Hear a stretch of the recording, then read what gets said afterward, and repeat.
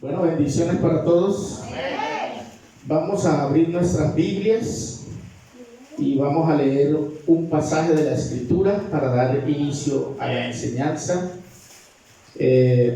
San Juan 3, San Juan capítulo 3, leamos el pasaje. Hoy es día misionero, día de misiones,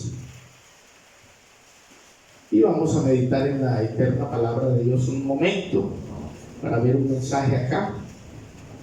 San Juan capítulo 3, Santo Evangelio según Juan, capítulo 3, y vamos a leer del verso 3 al verso 6. San Juan 3 al 6. Dice la palabra de Dios de la siguiente manera. Dice: respondiendo Jesús le dijo: de cierto te digo, que el que no naciere de nuevo no puede ver el reino de Dios. Nicodemo le dijo: ¿cómo puede un hombre nacer siendo viejo? ¿Puede acaso entrar por segunda vez en el vientre de su madre? Amén. ¿Y nacer? Respondió Jesús: de cierto te digo, el que en él que el que no naciere de agua y de espíritu no puede entrar en el reino de Dios. Amén. Oremos. Padre, te damos gracias, Dios. Gracias por tu palabra que va a ser predicada, Dios. Toma control, toma dirección de tu palabra. Que tu palabra llegue con poder a las vidas, Dios. Esta palabra que fue primero hablada por el Señor Jesucristo y que hoy vamos a compartir hoy aquí, Padre, para la honra y gloria de tu nombre. Amén y amén. Demos gloria a Dios. Con más vida, dele gloria a Dios. Gloria a Dios. Pueden sentarse, amados. Y quiero tratar un tema acerca de las misiones. Porque cuando se habla de misiones, hay que hablar del Señor Jesucristo. Él fue el primer misionero. Amén. Es decir, ya se habían encargado misiones a otros hombres. Ya se le había hablado de misiones a otros hombres. Por ejemplo, la misión de Abraham: vete de tu tierra y de tu parentela. Amén. Y te enviaré a una tierra que yo te daré, le dijo el Señor. Y él le tocó salir de allí con esa misión. Otra misión, otro misionero, Moisés. El Señor lo escoge para enviarlo a Egipto, para sacar de allá al pueblo de Israel. Y siempre que se encomienda una misión, la gente le tiene miedo a la misión, le tiene miedo a no poderla cumplir, a no poderla realizar. La gente o le tiene miedo a cumplirla. Por ejemplo, Moisés sacó excusas, dijo: no, es que no sé hablar bien. El Señor entonces le pone a alguien que lo acompañe, porque Dios, nuestro Dios, al llamar a una persona, lo capacita. Amén.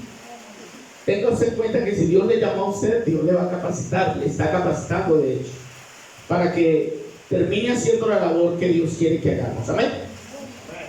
Entonces, aquí encontramos al Señor Jesús en una conversación con un hombre llamado Nicodemo.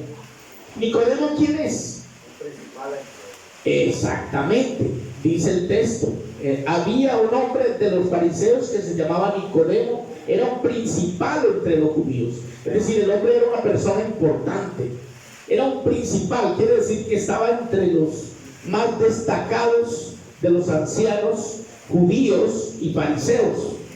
Pero a él le llamaba la atención lo que Cristo hacía. Si bien había un grupo de gente que aborrecía a Jesús, que le tenía envidia o le tenían rabia, porque la gente lo seguía por los milagros que hacía, por la misión que tenía, y querían matarlo.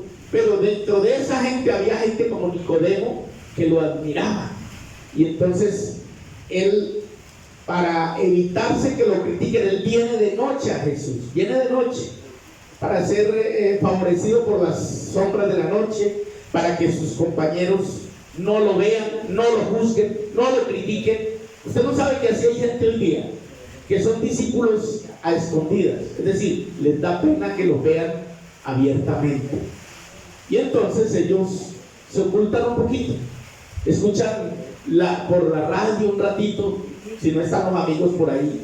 Amén, niños. Ok. Les gusta, si están solos en casa, dejan el canal de la predicación un ratito, pero cuando llega la gente lo quitan. De pronto usted lo ve en el celular escuchando enseñanzas, pero cuando vienen los amigos los quitan. ¿Sabe por qué es? Porque a la final son discípulos ocultos del Señor. Les da pena confrontar, y quizá no han leído el texto que dice: el que se avergonzare de mí y de mi palabra en este mundo perverso, dijo Jesús, yo me avergonzaré de él también delante de los ángeles. Entonces, Dios no quiere que tú te avergüences, ni quiere que yo me avergüence de él, sino que asumamos el llamamiento que él nos ha hecho. Gloria al Señor. Entonces, este hombre empieza un diálogo con el Señor, y el diálogo, lo primero que Jesús le dice a él: es necesario nacer de nuevo. La misión que Jesús tiene es una misión clara. Él dice: yo no vine a buscar gente buena ni a santos, sino a llamar pecadores al arrepentimiento. La misión de él era muy clara. Vine a buscar y a salvar lo que se había perdido. Esa era la misión. Él fue un misionero porque, mire, en las misiones se pierden vidas, y Jesús entregó su vida por la misión que tenía. Amén. Lo bueno fue que la misión de él, al morir realizándola, realmente también triunfó. Amén. La Biblia dice que cuando él murió en la cruz del Calvario, dice de él que triunfó en el madero, triunfó sobre los principados y potestades, todas las fuerzas de las tinieblas que estaban contra él. Dicen que él las venció en el Calvario. Al morir, la gente creía que estaba perdiendo, y realmente estaba ganando. Amén. ¿Qué ganó? Ganó las almas de toda la gente que creemos en él hoy. Gloria al Señor. Porque al morir él allá estaba representando la muerte de todos nosotros. Es decir, murió por tus pecados y por mis pecados, para que usted y yo hoy no tengamos que ir al infierno, sino que seamos salvos por él. Amén. Ese es el sentido de la muerte de Cristo en la cruz. Si no le damos ese sentido, diríamos, como diría un día, le escuché al sumo pontífice de Roma, dijo que Jesucristo fracasó. Este hombre está equivocado. Cristo no fracasó, Cristo triunfó. Cristo triunfó porque cuando él murió allá, estaba muriendo por todos los pecadores, llevando el pecado de todos los pecadores que se arrepienten. Los que se arrepintieron allá, los que se están arrepintiendo hoy, los que se arrepentirán todavía hasta que él venga por su iglesia. Amén. Y entonces llevó el pecado de todos nosotros en la cruz del Calvario. Eso es lo que dice la Biblia. Pero él, ¿qué exige? ¿Qué pide él? ¿Cuál es la misión que él quiere encargar a nosotros? Dice: es necesario nacer de nuevo. Pero Nicodemo tiene un problema, porque Nicodemo no entiende todavía, y él dice: pero ¿cómo puede nacer un hombre siendo viejo? ¿Puede acaso entrar por segunda vez en el vientre? ¿Sí dice así la palabra? ¿En el vientre de quién? Madre. La de él. Y volver a nacer. Parece como, o sea, suena chistoso que un hombre a la edad de Nicodemo, ya viejo, se imagine eso. No entiende que es nacer de nuevo, y quizá hoy día hay gente que no lo entiende, ¿no?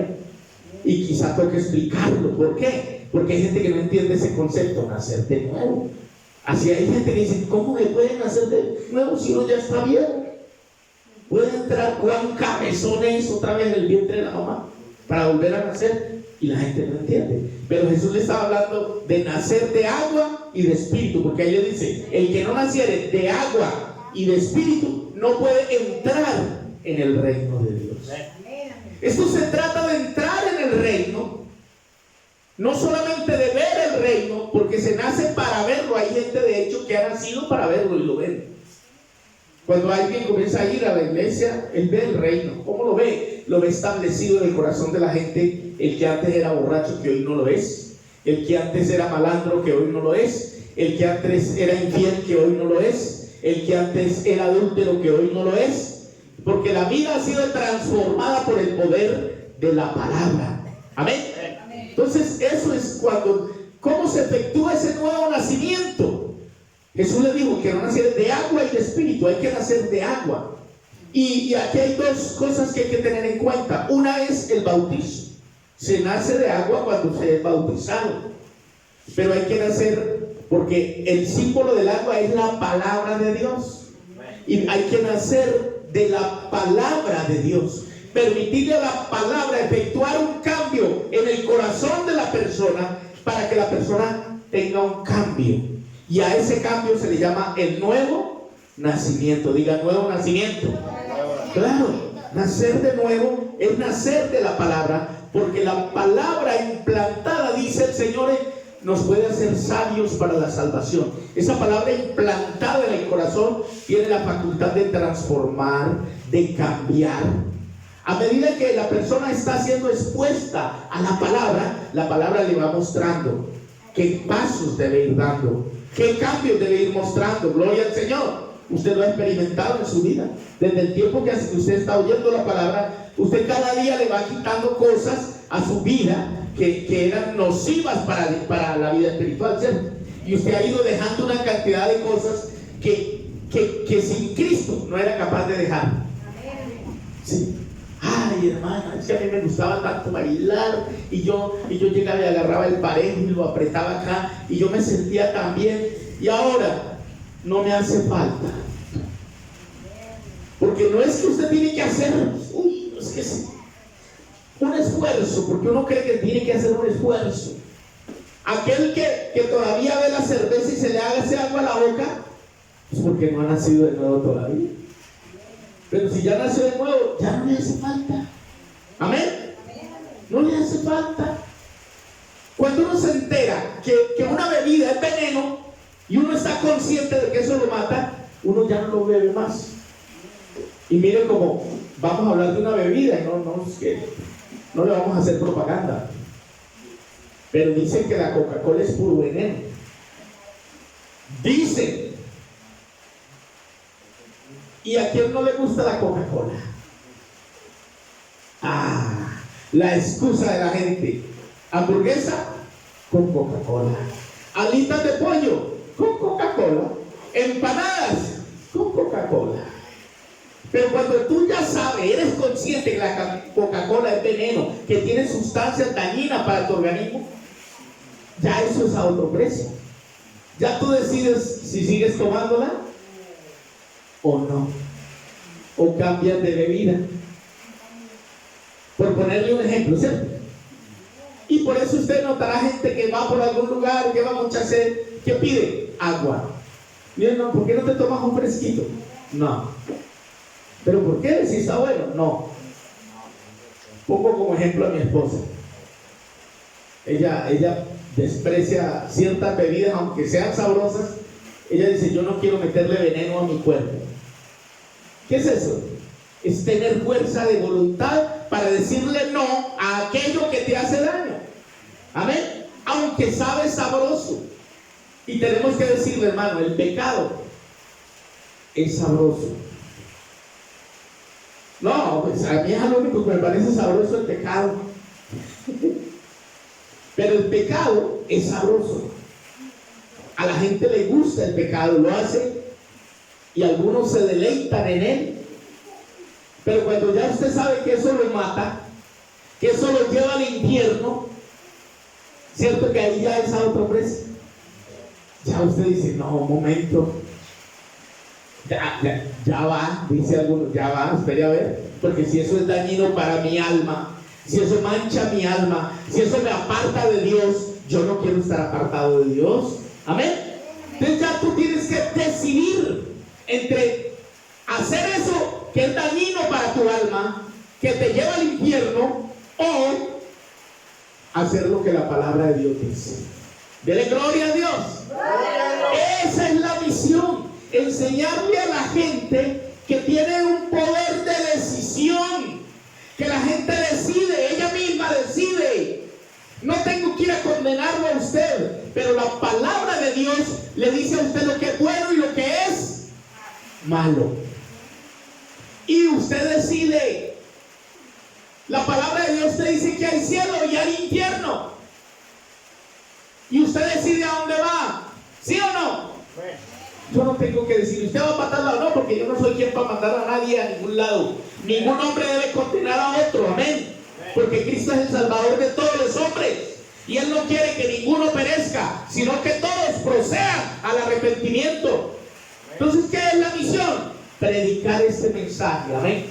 Predicarlo sin mancha, sin mácula, tal como el Señor lo entregó. ¿Cómo lo entregó el Señor? Aquí Él está hablando con Nicodemo, y Él no se puso a darle palabrita ni agüita tibia a Nicodemo. Le dijo, mire, el que no nace de nuevo, chao papá. Hay que nacer de nuevo. Hay que nacer de agua y de espíritu. Y ahí le sigue diciendo en el pasaje. ¿Cómo le dice? Está hablando con Nicodemo. Es una palabra dura la que le dice. Se la sigo leyendo. Nicodemo le dijo, ¿cómo puede un hombre nacer siendo viejo? ¿Puede acaso entrar por segunda vez en el vientre de su madre y volver a nacer? Respondió Jesús, de cierto te digo, el que no naciere de agua y de espíritu no puede entrar en el reino de Dios. Lo que es nacido de la carne, dijo Jesús a Nicodemo, carne es. Es decir, cuando nace un becerro de una vaca, es carne, ¿cierto? Y cuando nace un hombre engendrado por otro hombre en una mujer, es carne también. Pero cuando se nace engendrado por la palabra, es un espíritu engendrado. Amén. Dele gloria a Dios. Y aquí le sigue diciendo en el verso 7, no te maravilles de que te dije, os es necesario nacer de nuevo. El viento sopla de donde quiere y oye su sonido, mas no sabes de dónde viene ni a dónde va. Así es todo aquel que es nacido del Espíritu. Hay que nacer engendrado por el Espíritu de Dios. Así, de la misma manera que Jesús fue engendrado en el vientre de María por el Espíritu de Dios, el creyente es engendrado en su vida espiritual, en su espíritu, por la palabra de Dios, engendrado por el Espíritu de Dios. Dele gloria al Señor. Gloria. Y Nicodemo sigue hablando, verso 9. Le dijo, dice Nicodemo, le dijo, ¿cómo puede hacerse esto? Respondió Jesús, le dijo, ¿eres tu maestro de Israel y no sabes esto? De cierto te digo, que lo que sabemos hablamos y lo que hemos visto testificamos, y no recibid vuestro testimonio. Si os he dicho cosas terrenales y no creéis, ¿cómo creeréis si os dijese las celestiales? Nadie subió al cielo, sino el que descendió del cielo, el Hijo del Hombre que está en el cielo. Estaba hablando con él ahí, y al mismo tiempo estaba ¿dónde? En el cielo. Eso dice el pasaje. Hablando con él y al mismo tiempo estaba en el cielo. Le estaba hablando de su omnipresencia. Amén. Verso 14. Y como Moisés levantó la serpiente en el desierto, así es necesario que el Hijo del Hombre sea levantado. ¿Y esto de qué está hablando? Pues que cuando Moisés levantó esa serpiente, toda la persona que era mordida por las serpientes, esa persona moría si no miraba una serpiente que Moisés había colgado en un asta. Eso está en Números capítulo 21 verso 9. Para curar a la gente que era mordida por serpientes, una plaga que le llegó a esa gente, los mordían las serpientes y la gente se moría mordida por la serpiente. Símbolo, escúcheme y mire para acá, mire, símbolo del pecado. Eso era esa serpiente, al que mordía lo mataba. Y eso es lo que pasa, el pecado, al que sigue en el pecado y muere en el pecado, también lo mata espiritualmente. Amén. Entonces hay una solución allá. ¿Cuál es la solución, Señor? Clama a Moisés y le dijo, fabrícate una serpiente de bronce y ponla en un asta, y todo el que mire a esa serpiente será sano. Gloria a Dios, amén. ¿Y qué símbolo era esa? Era un símbolo, era un tipo de lo que pasaba hoy con el pecador. Todo el que mira a Cristo por la fe en la cruz, amén, es salvo. Amén. El que mira a Cristo por la fe en la cruz, es decir, que nos arrepentimos y asumimos la muerte de Cristo en la cruz del Calvario a favor nuestro, eso es lo que nos salva, amén, el creer en Él. Y enseguida la palabra efectúa lo que se llama el nuevo nacimiento, una nueva mentalidad. Gloria al nombre del Señor. Pero sigue diciendo, verso 15, para que todo aquel que en Él cree, ¿qué es lo que hay que hacer? Creer en Él, amén. No se pierda, sino que tenga vida eterna. Y viene el verso 16. Porque de tal manera amó Dios al mundo que ha dado su Hijo unigénito, para que todo aquel que en Él cree no se pierda, sino que tenga. Y mire el verso 17. Porque no envió Dios a su Hijo al mundo para condenar al mundo, sino para que el mundo sea salvo. Pero mire el 18. El que en Él cree, dígalo conmigo, el que en Él cree no es condenado, pero el que no cree ya ha sido condenado, porque no ha creído en el unigénito Hijo de Dios. Amén. Entonces, ¿qué es lo que hay que hacer, amigo y hermano? Creer en Él, creer en Cristo, creer en el sacrificio de Él en el Calvario. Para nacer de nuevo hay que creer en Él, hay que recibir su palabra. Amén. Hay que practicarla, hay que aplicarla a la vida y se efectúa un nuevo nacimiento, un cambio de mentalidad, un cambio de vida. Amén.